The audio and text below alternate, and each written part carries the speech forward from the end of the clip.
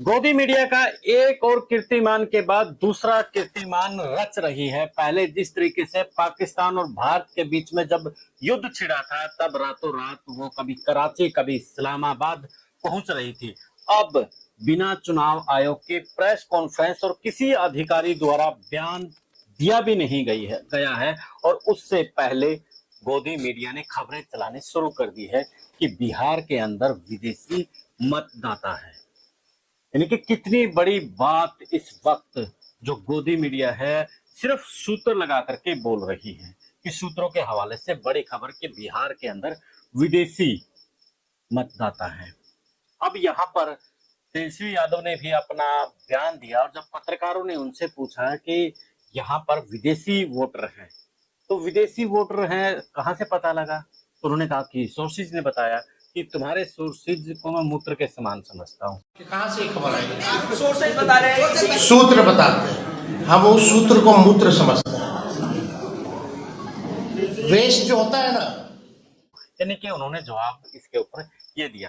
तो अब उस जनता के लिए भी चेतावनी है, उस भारत की जनता के लिए चेतावनी है जो खुश होती है कि ये वोट विदेशियों के कट रहे हैं। ये जो वोट जो गोदी मीडिया कह रहा है कि यहाँ पर बंगाली का वोट है, यहाँ पर म्यांमार का वोट है, यहाँ पर दूसरे देशों नेपाल का वोट है, दूसरे देशों के वोट हैं, और खास तौर पर उनकी कहने की कोशिश यही है कि ये जो वोट है ये मुस्लिम परस्त लोगों के वोट हैं।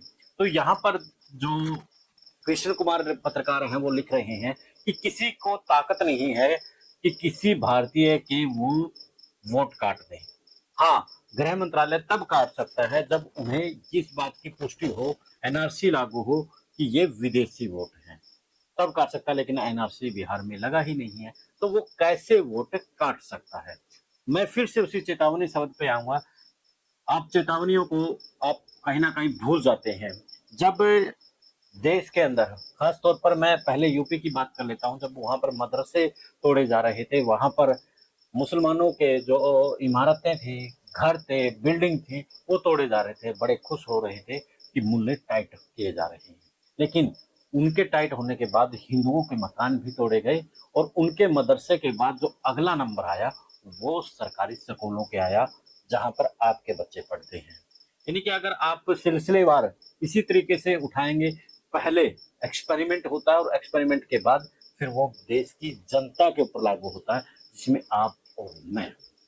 तो इसलिए इस आज बिहार में वोट कट रहे हैं, कल किसी देश के और कोने में ये वोट कटते नजर आएंगे और गोदी मीडिया फेक न्यूज के सहारे ये खेल सरकारों को खिलवा रही है, या यूं कहें कि सरकारें गोदी मीडिया के थ्रू अपना खेल खेल रही है। उससे पहले कुछ सवाल हैं जो इस वक्त खड़े हो रहे हैं। जो गोदी मीडिया कह रहा है ना कि ये जो वोट है विदेशी वोट है। दोस्तों, 6 जनवरी 2025 को एक लिस्ट वोटरों की प्रकाशित की थी चुनाव आयोग ने। उसमें तो कोई विदेशी वोटर नहीं था। कितने महीने हुए हैं? जनवरी, फरवरी, मार्च, अप्रैल, मई, जून, जुलाई। यानी कि तब क्यों खामोश था चुनाव आयोग? तब विदेशी वोट नहीं थे क्या उसमें? 2024 के जब लोकसभा के चुनाव हुए तब विदेशी वोट नहीं थे। यानी कि ये सवाल उठाना इसलिए महत्वपूर्ण हो जाता है क्योंकि आपके और मेरे अधिकारों को हनन करने की कोशिश हो रही है, और ये कोशिश कामयाब भी होगी अगर आप और हम चुप बैठे रहे। उनको कैसे पता चला कि ये वोटर हैं जो बांग्लादेशी हैं, नेपाली हैं या म्यांमार के हैं? इनके जो गोदी मीडिया है हल्ला कर रहा है, डिबेट कर रहा है, अब उनसे ये सवाल तो बनता है कि उनके पास आखिर ये जानकारी मिली कहाँ से? चुनाव आयोग के किसी अधिकारी ने प्रेस कॉन्फ्रेंस नहीं की, कोई बयान जारी नहीं किया, ऐसे यार कैसे सूत्र के हवाले से खबर चला दी? यानी कि ये महत्वपूर्ण खबरें हैं और आप इसको सूत्र, जब तक उसमें अधिकारी खामोश हैं तो कैसे खबरें वो लोग चला रहे हैं? क्या शकल से उनको पहचान लिया है जो नेपाली हैं? क्योंकि अभी तक कोई ऐसा डाटा तो आया नहीं है चुनाव आयोग के मार्फत। तो क्या नेपालियों को और जो दूसरे हैं क्या उनको शकल से पहचान लिया है? किस जांच एजेंसी ने पुष्टि की है? ये सबसे बड़ा महत्वपूर्ण होता है क्योंकि देश के अंदर जांच एजेंसियां हैं, तो उनकी भी कोई ऐसी रिपोर्ट नहीं आई। तो उनकी रिपोर्ट नहीं आई तो कैसे पता चला कि विदेशी वोट हैं, और वो अगर चलो आ भी गई हैं विदेशी वोट को लेकर के जांच एजेंसियों की, तो वो रिपोर्ट कहाँ है? ये भी सबसे बड़ा सवाल है। जांच एजेंसियों की कोई रिपोर्ट नहीं है, कोई जांच जो चुनाव आयोग है उसके किसी अधिकारी का बयान नहीं है, किसी अधिकारी की प्रेस कॉन्फ्रेंस नहीं है, तो कैसे गोदी मीडिया फेक न्यूज चला रहा है?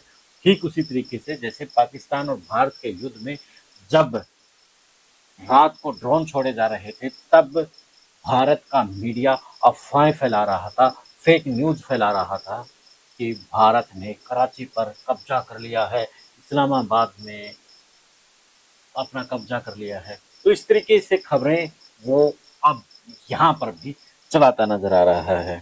तो ये दोस्तों जो अब लाखों वोटर को काटने की बात हो रही है, ये लाखों वोटर कहाँ जाएंगे? बड़ा सवाल ये है कि जो ये लाखों वोटरों का, जो मैंने पहले भी इस पर वीडियो बनाई थी कि किस तरीके से जो दूसरे वोट बैंक है, दूसरी पार्टियों का वोट बैंक है, उन्हें कैसे काटा जाएगा। और उसका मैंने ये भी बताया था कि बिहार के के अंदर जो एजेंसियों की एक लिस्ट तैयार हुई है, जो प्राइवेट एजेंसियां हैं, सरकारी एजेंसियां हैं, वो बूथ लेवल तक जाती हैं और पता कर लेती है कि कहाँ पर किसका क्या जोर आजमाइश है। तो कहीं वही खेल तो नहीं अब खेला जाएगा कि जहाँ पर बूथ पर बीजेपी कमजोर होगी वहां पर खेल होगा, जहाँ पर दूसरी पार्टियां मजबूत हैं वहां के वोटरों को निशाना बनाया जाएगा? सवाल बहुत से हैं साथियों, और सवालों के जवाब आपको द इलेक्शन वाच और विश्व प्रेम न्यूज पर मिलते रहेंगे।